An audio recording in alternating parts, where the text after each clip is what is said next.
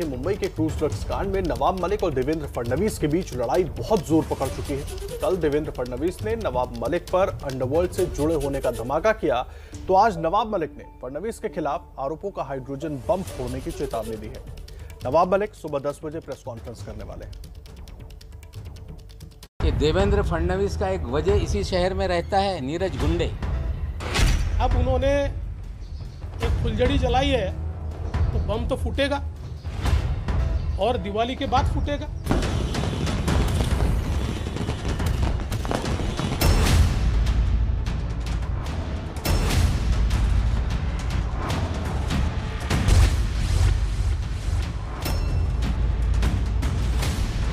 मुंबई के गुनहगारों से आपने जमीन क्यों खरीदी? सुबह 10 बजे तक का इंतजार कीजिए। बम तो फूटा नहीं, लेकिन हाइड्रोजन बम कल सुबह 10 बजे गिरे।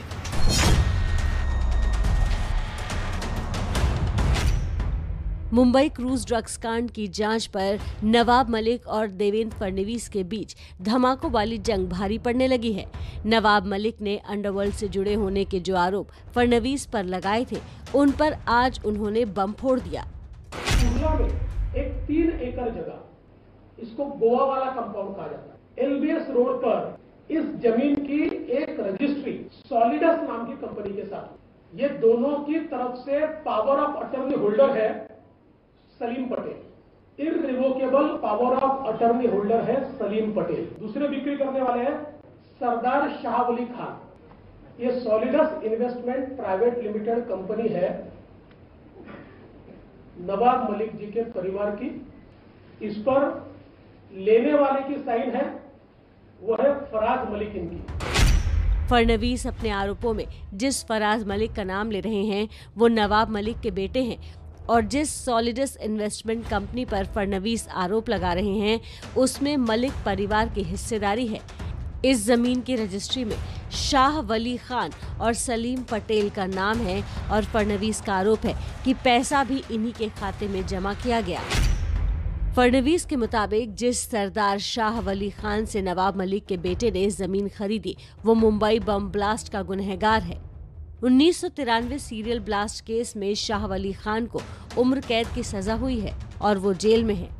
शाह वली खान ने धमाकों से पहले मुंबई स्टॉक एक्सचेंज और महानगर पालिका की रेकी की थी।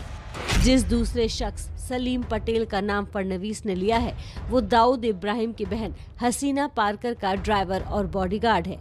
फडणवीस का आरोप है कि पारकर की संपत्तियों में Salim Patel power of attorney रहता था। 2007 में सलीम पटेल हसीना पारकर के साथ भी गिरफ्तार हुआ था। अब इन्हीं दोनों को लेकर फडणवीस आरोप लगा रहे हैं, तो नवाब मलिक सारे आरोपों को गलत बता रहे हैं। जानते नहीं थे सलीम पटेल कौन है? मुंबई में बम विस्फोट करने वालों से आपने जमीन क्यों खरीदी?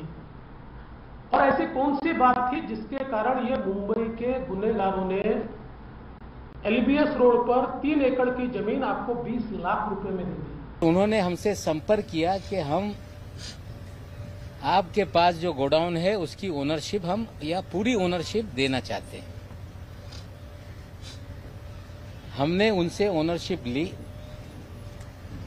उनका जो पावर ऑफ अटॉर्नी था सलीम पटेल, उससे हमने रजिस्ट्री की, वो सारे कागजात उपलब्ध हैं। अगर वो किसी को कहती है कि ये मेरा पावर ऑफ अटॉर्नी है, उससे आप पूरा आपका जो भी व्यवहार है वो पूरा कर लो, तो हमने वो पूरा करने का काम किया। किसी भी तरह से कोई अंडरवर्ल्ड के दबाव में या किसी बम ब्लास्ट के आरोपी से ये प्रॉपर्टी हमने खरीदी नहीं।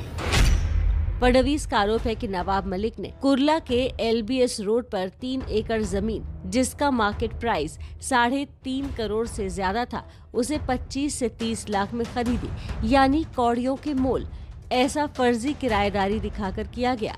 फडणवीस का आरोप है कि जमीन सस्ती इसलिए दी गई क्योंकि टाडा के आरोपियों की जमीन सरकार जब्त कर लेती है। दूसरी तरफ नवाब मलिक ने सारे आरोपों को खारिज किया है।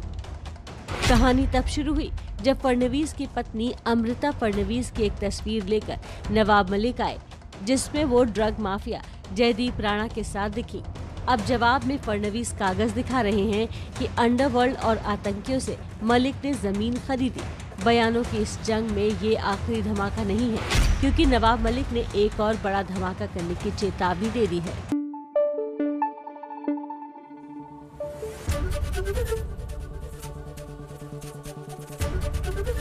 एबीपी न्यूज आपको रखे आगे।